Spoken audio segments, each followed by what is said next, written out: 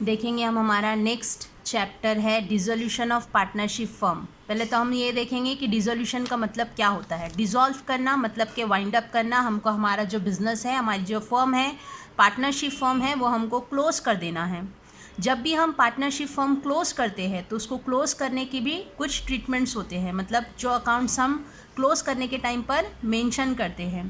तो हम देखेंगे कि पहले तो डिसोल्यूशन क्यों होता है। तो डिसोल्यूशन होने के कुछ रीज़न्स होते हैं, ठीक है। रीजंस में हम देखेंगे कि पार्टनर्स देमसेल्व्स, ठीक है। अब यहाँ पर हमको बताना है कि पार्टनर जो है वो खुद से डिसाइड करते हैं कि उनको बिजनेस जो है वो क्लोज कर देना है, ठीक है।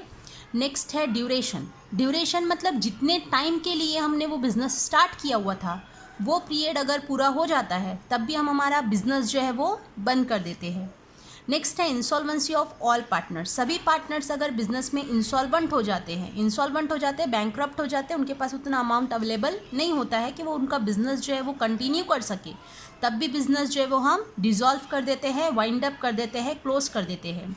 नेक्स्ट है partnership can be dissolve after the completion of specific venture for which it was formed. मतलब जो चीज़ के लिए उन्होंने बिजनेस स्टार्ट किया हुआ था, मतलब जो भी उनका पर्पस था, अगर वो फुलफिल हो चुका है तब भी वो उनका बिजनेस जो है वो क्लोज करते हैं।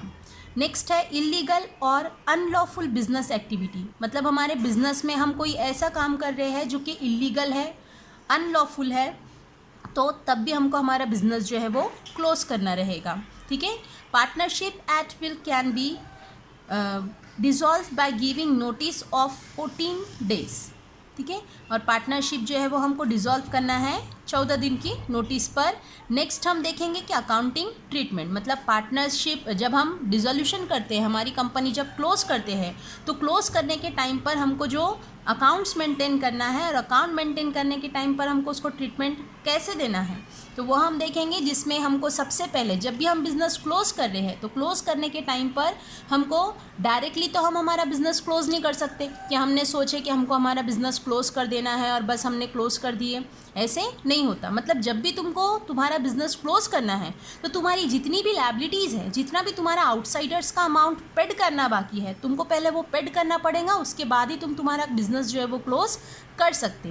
तो जब भी हम बिजनेस क्लोज करेंगे तो सबसे पहले हमको पेड करना रहता है रियलाइजेशन का एक्सपेंसेस। मतलब जो भी तुम्हारी रियलाइजेशन और डिसोल्यूशन एक्सपेंसेस है, रियलाइजेशन और डिसोल्यूशन एक्सपेंसेस, जो भी तुम्हारा रियलाइजेशन और डिसोल्यूशन एक्सपेंसेस है, सबसे पहले तुमको पेड करना रहेगा कि रियलाइजेशन और डिसोल्यूशन एक्सपेंसेस पेड करो।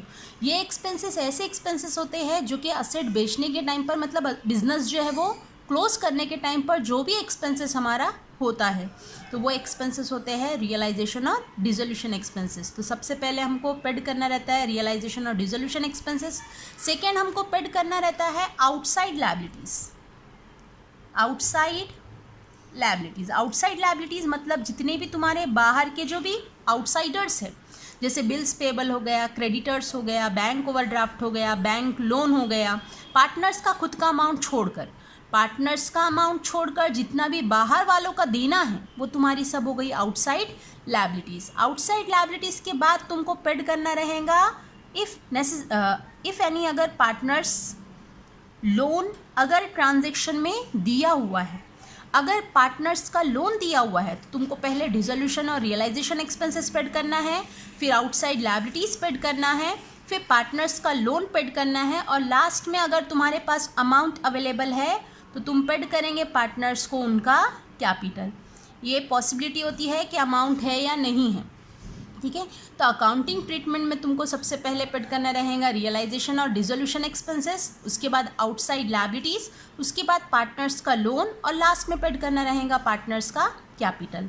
अब जब हम डिसॉल्व कर रहे हैं हमारी कंपनी, तो डिसॉल्व करने के टाइम पर भी हमको कुछ अकाउंट्स प्रिपेयर करना रहते हैं, जिसमें सबसे पहला अकाउंट प्रिपेयर होता है हमारा realisation account. Realisation account prepare होता है। रियलाइजेशन अकाउंट सेम तुमको तुम्हारी बैलेंस शीट की कॉपी करना है। तुम्हारी जो भी क्वेश्चन में बैलेंस शीट दिया हुआ है वही बैलेंस शीट को हमको ट्रांसफ़र करना रहेगा हमारे रियलाइजेशन अकाउंट में। सेकेंड अकाउंट प्रिपेयर होता है हमारा पार्टनर्स का capital account, partners capital account, partners capital, जितने पार्टनर्स हमारे बिजनेस में मेंशन है उनका अकाउंट प्रिपेयर करो, जो हमने इसके पहले फाइनल अकाउंट में भी प्रिपेयर किए हैं, पार्टनर्स कैपिटल अकाउंट। नेक्स्ट, अगर पार्टनर का कैपिटल फिक्स है तब हमको पार्टनर्स का करंट अकाउंट भी प्रिपेयर करना पड़ सकता है, पार्टनर्स का करंट अकाउंट। और लास्ट हम प्रिपेयर करेंगे हमारा कैश और बैंक अकाउंट। मतलब तुमको अकाउंट्स प्रिपेयर करना है, partners capital account, realisation account, partners capital account, partners current account और कैश और बैंक अकाउंट। करंट अकाउंट जो है ये सिर्फ तब प्रिपेयर करना है जब बिजनेस में पार्टनर्स का कैपिटल फिक्स है। अगर कैपिटल फिक्स है तो पार्टनर्स का करंट अकाउंट प्रिपेयर करो, अदरवाइज करंट अकाउंट प्रिपेयर करने की ज़रूरत नहीं है। अब मैं तुमको अकाउंट में पोस्टिंग कैसे करते हैं वो बताऊंगी, जिसमें हमारा फर्स्ट अकाउंट प्रिपेयर होगा रियलाइजेशन अकाउंट। ये हम प्रिपेयर करेंगे रियलाइजेशन अकाउंट। तो रियलाइजेशन अकाउंट में जो भी तुम्हारी डेबिट साइड, जैसे ये हमने बताए रियलाइजेशन अकाउंट का डेबिट अमाउंट और क्रेडिट अमाउंट, ये हमने रियलाइजेशन अकाउंट प्रिपेयर किए। ठीक है, अब रियलाइजेशन अकाउंट प्रिपेयर करने के टाइम पर हमारी जितनी भी असेट्स हैं, मतलब जो भी तुम्हारी बैलेंस शीट है, तो बैलेंस शीट की जितनी भी असेट्स है वो सभी असेट्स एज इट इज़ हमको मेंशन करना है रियलाइजेशन अकाउंट की डेबिट साइड, क्योंकि असेट्स का बैलेंस हमारा डेबिट बैलेंस होता है। इसके लिए सभी असेट्स जो भी बुक वैल्यू है, जो भी बुक वैल्यू है, बुक वैल्यू से ही ट्रांसफ़र करेंगे हम हमारी रियलाइजेशन अकाउंट की डेबिट में सभी असेट। लेकिन जिसके अकाउंट प्रिपेयर है मतलब हम प्रिपेयर करते हैं पार्टनर्स का कैपिटल अकाउंट और कैश और बैंक अकाउंट, कैश और बैंक अकाउंट। मतलब असेट साइड में सभी असेट्स हमको ट्रांसफ़र करना है, लेकिन जिसके अकाउंट प्रिपेयर है वो छोड़कर। जैसे कि असेट साइड में कैश इन हैंड और कैश एट बैंक है, अगर कैश इन हैंड और कैश एट बैंक आता है तो उसको हमको डायरेक्टली ट्रांसफ़र करना है उसी के अकाउंट में, मतलब कैश और बैंक बैलेंस यहाँ पर मेंशन नहीं होगा। सभी असेट्स हमने ट्रांसफ़र कर दिए रियलाइजेशन अकाउंट की डेबिट साइड। उसके बाद हमारी जितनी भी लायबिलिटीज़ है वो सभी लायबिलिटीज़ हमको ट्रांसफ़र करना है रियलाइजेशन अकाउंट की क्रेडिट साइड। तो ये लायबिलिटीज़ भी हमने ट्रांसफ़र कर दी हमारी बुक वैल्यू से, जो वैल्यू हमको बैलेंस शीट में दिया हुआ है एज इट इज़ वही वैल्यू से ट्रांसफ़र होगा हमारा रियलाइजेशन अकाउंट की क्रेडिट साइड। अब हम बिज़नेस जो है वो क्लोज़ कर रहे हैं। अब क्लोज़ करने के टाइम पर हमको बाहर वालों को अमाउंट पेड करना है, बाहर वालों का अमाउंट पेड करना है, लेकिन उतना पैसा हमारे पास अवेलेबल होना चाहिए कि हम बाहर वालों को पैसा पेड करें। तो इसके लिए कंपनी क्या करती है, फर्म क्या करते हैं, पार्टनर्स जो है वो उनकी जितनी भी असेट्स है वही असेट्स वो मार्केट में रियलाइज्ड कर देते, मार्केट में रियलाइज्ड कर देते, मतलब मार्केट में वो असेट्स जो है वो सेल कर देते, और जो अमाउंट उनके पास आता है वही अमाउंट से पेड होती है उनकी लायबिलिटीज़। मतलब पार्टनर्स जो है वो उनकी असेट्स बिजनेस की सेल कर कर और वही अमाउंट से पेड करते हैं उनकी लायबिलिटीज़। तो उसके बाद ही हम हमारी कंपनी जो है वो क्लोज कर सकते हैं, बिना आउटसाइड को पेड किए हम हमारी बिज़नेस क्लोज नहीं कर सकते। और अमाउंट पेड करने के लिए हमारे पास उतना अमाउंट अवेलेबल होना चाहिए, हमारे पास पैसा होना चाहिए जिसके लिए हम हमारी असेट्स जो है वो मार्केट में रियलाइज्ड कर कर वही अमाउंट से हमारी लायबिलिटीज़ जो है वो हम पेड करते हैं। तो सबसे पहले हमने रियलाइजेशन अकाउंट में हमारी असेट्स ट्रांसफ़र कर दिए डेबिट साइड में और लायबिलिटीज़ ट्रांसफ़र कर दिए रियलाइजेशन अकाउंट की क्रेडिट साइड में। इसके बाद हम हमारी जितनी भी असेट्स वो सभी असेट्स मार्केट में रियलाइज्ड करते हैं। असेट्स मार्केट में रियलाइज्ड करना मतलब हमारे पास से असेट्स चली जा रही है, हमने हमारी असेट्स सेल कर दिए। अब असेट्स सेल कर रहे हैं मतलब उसके रिटर्न में हमारे पास आ रहा है कैश, मतलब हमारी एंट्री होती है कि हमने असेट्स सेल कर दिए। हम बताएंगे डेबिट व्हाट कम्स इन, हमारे पास पैसा आ रहा है कैश अकाउंट डेबिट, और असेट्स सेल कर रहे हैं लेकिन वो असेट्स जो है वो हमने मेंशन किए हैं रियलाइजेशन अकाउंट में। तो हम सभी असेट्स के लिए एक ही नाम मेंशन करेंगे, टू रियलाइजेशन अकाउंट। अब हमने असेट्स जो है वो हमने सेल किए, फॉर एग्जांपल हमारा स्टॉक सेल हो रहा है, मशीन सेल हो रही है, बिल्डिंग सेल हो रही है, और ये तीनों का भी जो अमाउंट है वो टोटल आता है हमारा 1 लाख।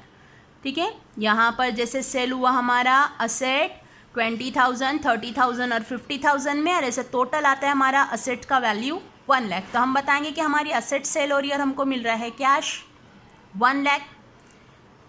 1,00,000 रुपया हमारे पास पैसा आया तो हमने अकाउंट प्रिपेयर किए हैं। हम बताएंगे डायरेक्ट कि हमारे पास पैसा आ रहा है, कैश आ रही है, cash account debit what comes in 2, लेकिन कैश के अकाउंट में कैश का नाम मेंशन नहीं होता है तो हम बताएंगे टू रियलाइजेशन अकाउंट 1 लाख। हमने हमारी असेट्स मार्केट में सेल कर दी। अब कैश अकाउंट को डेबिट दिए ना, हम रियलाइजेशन का लिखे तो रियलाइजेशन का भी अकाउंट हमने प्रिपेयर किए हैं। हम रियलाइजेशन के अकाउंट को क्रेडिट देंगे और वहाँ पर बताएंगे to cash by cash account outer amount 1 lakh. ये हमने बता दिया कि हमने हमारी असेट्स जो है वो मार्केट में बेच दी। अब असेट बेचने के बाद वही अमाउंट से हम पेड करने वाले हैं हमारी लायबिलिटीज़, मतलब हम पेड करें तो हमारे पास से पैसा चला जा रहा, और हमारे पास से पैसा चला जा रहा है तो हम बताएंगे कैश जा रही है, कैश को credit, debit what comes in, credit what goes out. और सभी लायबिलिटीज़ जो हमने मेंशन किए थे रियलाइजेशन अकाउंट में तो हम भी बताएंगे यहाँ पर नाम रियलाइजेशन का, realisation account debit to cash account. For example यहाँ पर हमारी 2 लायबिलिटीज़ होंगी, क्रेडिटर्स और बिल्स पेबल। ये आउटसाइड लायबिलिटीज़ अगर 2 ही है, एक को देना है 20,000, एक को देना है 30,000, मतलब टोटल हमको पेड करना है 50,000। तो हम भी बताएंगे हमने 50,000 की अमाउंट पेड की है, हमारे पास से अमाउंट जारी है, कैश जारी, हमने कैश अकाउंट बनाया। हम बताएंगे कैश अकाउंट को credit side by realisation account 50,000। Cash account को क्रेडिट दिए ना हम रियलाइजेशन का, तो रियलाइजेशन की भी अकाउंट में हमने एंट्री करना है टू कैश अकाउंट 50,000। ठीक है, तो ये हो गई हमारी लायबिलिटीज़ पेड की एंट्री। असेट्स सेल कर कर वही अमाउंट से हमने हमारी लायबिलिटीज़ पेड की, और लायबिलिटीज़ पेड करने के बाद हमारे जो भी एक्सपेंसेस वगैरह है वो भी पेड होगा। अगर एक्सपेंसेस से रिलेटेड एडजस्टमेंट है तो वो पेड कर कर हमको बताना है कैश की क्रेडिट साइड।